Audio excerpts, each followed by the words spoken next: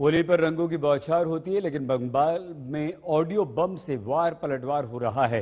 BJP ने ममता बनर्जी पर नंदीग्राम के बीजेपी कार्यकर्ता को तोड़ने की कोशिश का आरोप लगाया, तो टीएमसी ने मुकुल रॉय का ऑडियो जारी कर चुनाव आयोग को प्रभावित करने का आरोप जड़ दिया। আমি তো অনেক ইয়াং ছেলে এবং অনেক কাজ করো, আমি জানি সবকিছু। তুমি একটু আমাদের সাহায্য করে দাও না, তুমি দেখতে কোনো অসুবিধা হবে না।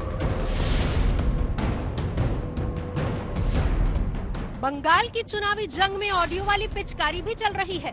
पहले बीजेपी ने ममता बनर्जी पर काले रंग की बौछार की, फिर टीएमसी ने भी बोलने वाली पिचकारी निकाल दी। बीजेपी ने ऑडियो क्लिप रिलीज कर ममता बनर्जी पर नंदीग्राम के बीजेपी कार्यकर्ता को अपने पक्ष में लाने के लिए फोन करने का आरोप लगाया। बीजेपी की ऑडियो में दावा है कि ममता ने खुद फोन कर बीजेपी कार्यकर्ता प्रलय पाल को टीएमसी में आने का ऑफर दिया।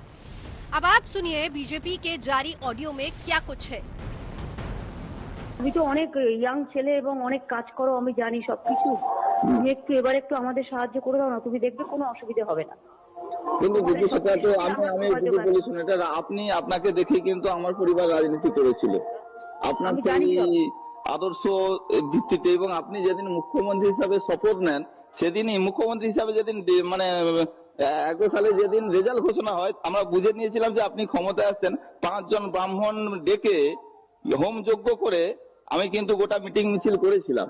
কিন্তু খারাপ লাগে দিদি যে এত ত্যাগ করার পরও যখন প্রলয় পাল রেসিডেন্ট সার্টিফিকেট পায় না, এর থেকে লজ্জার কিছু থাকতে পারে না। এটা কে করেছিল এটা তুমি জানো? তোমাদের লোকাল যে লিডার ছিল সে আমাদের নন্দীগ্রামে যেতে দিত না, এবং সে আমাকে নন্দীগ্রামে ঢুকতে দিত না, সারা মেদিনীপুরে ঢুকতে দিত না। তাদের একটা জমিদারি চলতো, তুমি তো জানো সবই ভাই। আমি দিদি রেসিডেন্ট সার্টিফিকেট পাবো না, এটা হতে পারে? আরে আমি আছি কি করতে? এটা তো যে করেছে সে অন্যায় করেছে। আমি তো মার খেয়েছি, আপনার মহাদেবের হাতে তো মার খেয়েছি আমি জানি, আমি সব জানি, আমি পরে শুনেছি। আমি তো আগে এত ডিটেলসে খবর নিতাম না, কিন্তু এখন যেহেতু আমি গেছি তাই আমি সবার খবর রাখছি বলেই খবর নিচ্ছি। আর দিদি এখন আপনি যাই মনে করুন না কেন, বেরিয়ে এসেছি দল থেকে, আর দলের সঙ্গে যে দলটা করি কোনো দলের সঙ্গে আমি বিশ্বাসঘাতকতা করতে পারবো না। আমি প্রাণ দিয়ে জীবন দিয়ে যখন যে দল করি, আমার পরিবার করে সেটাই করি। আর আমাদের পরিবারের বিরুদ্ধে আঙুল তোলার মতন, 2 নম্বরই চুরির আঙুল তোলার মতন কারোর ক্ষমতা ছিল না, হবে না, ভবিষ্যতেও থাকবে না। সব ঠিক। তুমি এবার আমাকে একটা বলো, যাদের জন্য করছো তারা তো কোনোদিন বিজেপি করেনি না। আমি এখন যারা করছে তাদেরকে তুমি বিশ্বাস করো যে তারা অনেস্ট? তাদেরকে তুমি বিশ্বাস করো যে তারা নিজেকে অনেস্ট বলে মনে করি? যতদিন দল ঠিক পথে চলবে ততদিন দলের সঙ্গে থাকবো। আমাদের বিবেক জন্ম দিয়েছে, দল জন্ম দেয়নি তো। মানুষের ক্ষেত্রে অন্যায় হবে আমি কেন মানতে যাব? না, সেটাই তো আমি বলছি। তার মানে যে তোমাদের ওখানে লড়ছে সে কি তোমাদের কাছে সৎ?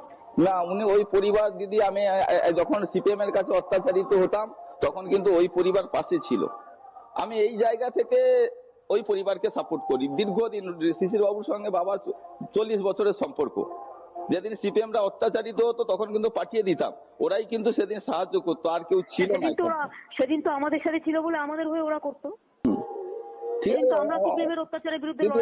বলেছ। আপনাকে অসংখ্য ধন্যবাদ ফোন করার জন্য। মানে আপনি এত বড় নেতৃত্ব হওয়ার সঙ্গে সত্ত্বেও একজন সাধারণ করে। बीजेपी के ऑडियो पर सियासी घमासान छिड़ गया। बीजेपी ने ममता पर लालच देकर कार्यकर्ता तोड़ने का आरोप लगाया, तो टीएमसी ने कहा अपने पुराने कार्यकर्ता को वापस लाने में क्या गलत है। Mamata Banerjee now not trusted her colleague. She lost her battle. She is now politically insolvent.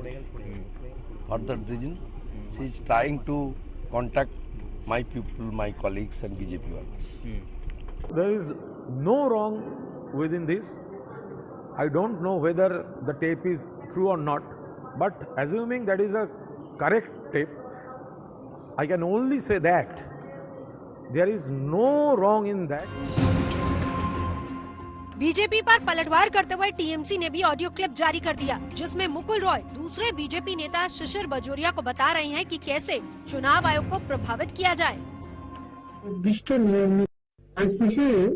हाँ मुकुल दा বলছি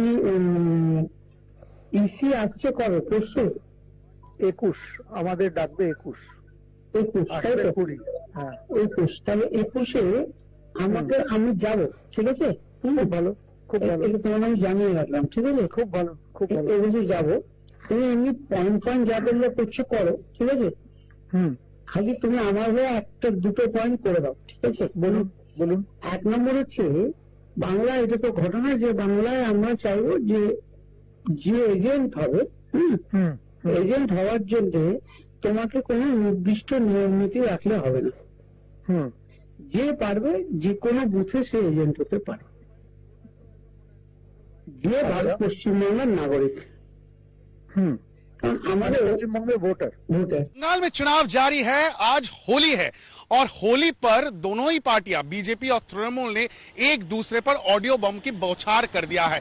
जहां एक और बीजेपी ने एक ऑडियो टेप रिलीज करते हुए दावा किया कि ममता बनर्जी उन्हीं के कार्यकर्ताओं को फोन करके समर्थन मांग रही है, वहीं दूसरी ओर तृणमूल कांग्रेस ने अपना ऑडियो बम सामने लाया है, जहां पे ये आरोप है कि मुकुल रॉय बीजेपी के नेता दूसरे बीजेपी के नेता शिशिर बजोरिया को फोन करके ये सलाह दे रहे हैं कि किस तरह से चुनाव आयोग पर दबाव बनाया जा सके।